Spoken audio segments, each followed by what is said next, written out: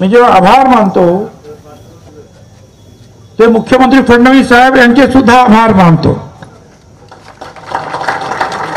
कारण त्यांनी सुद्धा आता नाही, ज्या दिवशी पहिल्यांदा नागपूरला शपथविधी झाल्या त्या दिवशी सुद्धा त्यांचा प्रचंड आग्रह होता की भुजबळांना आपल्याला घ्यायलाच पाहिजे, तुम्ही असं करू ना. दुर्दैवाने त्यावेळेला नाही झालं. आणि झाल्यानंतर दिल्लीतून मोदी साहेब आणि अमित शहा हा दोघांनी सुद्धा आश्चर्य व्यक्त केलं, फोन केले काय झालं.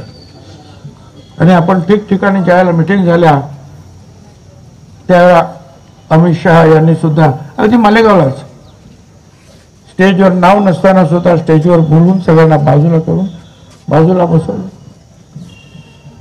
आणि ज्याला आपण म्हणतो ना की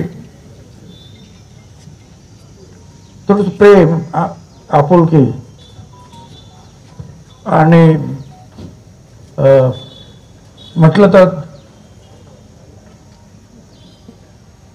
थोडासा उपदेश की शांततेने जाऊया आपण, सगळं बरोबर होईल. तर त्यांचा सुद्धा मी आभार मानतो की त्यांनी सुद्धा सांगितलं की नाही घ्या यांना. आणि विशेष म्हणजे असं शपथविधी झाल्यानंतर